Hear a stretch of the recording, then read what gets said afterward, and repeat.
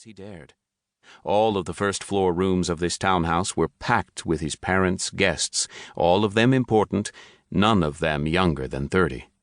It was too hot, too claustrophobic, too loud. The cacophony of voices made his ears ring.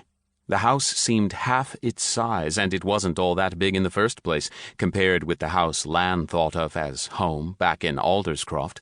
This party wasn't intended to entertain anybody under the age of 20 anyway, even though the stated reason for it was for the members of the needleworkers and cloth merchants guilds to welcome the whole family to Haven. Lan's mother Nelda and his father Archer were already well known to the members of their guilds. In spite of living in a village 100 leagues from Haven, their successes had brought them to the attention of nearly everyone in both guilds in the capital long before this move. This gathering was supposed to be an opportunity for their children to mix and mingle with the real powers in their parents' guilds, and hopefully to attract the attention of a potential master to prentice to. Samael, Lan's older brother, was already apprenticed to one of their father's colleagues. The other children were of an age to be sent to masters themselves, or so Nelda and Archer kept telling them. No child would be apprenticed to his own parents, of course. A parent couldn't be expected to be objective about teaching him or her. While an oldest son and heir might eventually join his parents in the parents' business, it wouldn't be until he had achieved mastery or even journeyman status on his own. The bare idea of working with his father, even as an equal partner, depressed Lan beyond telling. And this party was just as depressing. He could hardly wait to get out of there. Every passing moment made him feel as if he was smothering. Sam, Macy, and Theoden could and would more than make up for Lavan's absence. They wanted to be here, hovering around the edges of conversations, respectfully adding their own observations when one or another of the adults spoke to them. He only needed to look as if he was circulating long enough for the party to get well underway and the ale to loosen tongues and fog memories. Then he could escape. So to speak. He couldn't get out of the house, but at least he could go somewhere he wouldn't be interrogated by people he didn't know and didn't want to know. He pretended to busy himself arranging and rearranging the platters of food on the tall buffet near the windows, watching the reflections in the window. His hair clung unpleasantly to his forehead.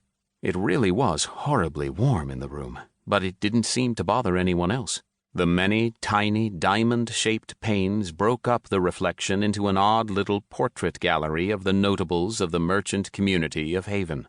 Lavan didn't know most of their names and couldn't care less who they were. His attention was on their reactions, their expressions. He was waiting for the time when things were relaxed and people weren't paying any real attention to anything but having a good time. As the party continued and mulled wine and ale flowed freely, faces grew flushed and less guarded. Voices became a trifle louder, and conversations more animated. At that point, Lavan figured it was safe for him to leave. Just to be certain no one would stop him, he picked up an almost empty platter of pastry-wrapped sausages and took it with him, heading in the direction of the kitchen. If anyone who knew him saw him, they'd assume he was being helpful. The kitchen was overly full with all the extra servers that his parents had hired for the occasion. They barely had room to move about, edging past each other with loaded platters held high overhead, and he simply slipped a long arm just inside the door, left the platter on a bit of empty counter space, and made a quick exit up the servants' stair just off the hall that led to the kitchen. This was quite a modern house, unlike their home in the country, one that wasted space on hallways rather than having rooms that led into one another. There was one between the kitchen, the pantries, the closets, and the rest of the first-floor rooms. The hallway delineated the boundaries of master's territory and servant's territory, and for some reason that fact brought a tiny smile of satisfaction to his mother's face every time she looked at the hall. Lavan was grateful for the hall.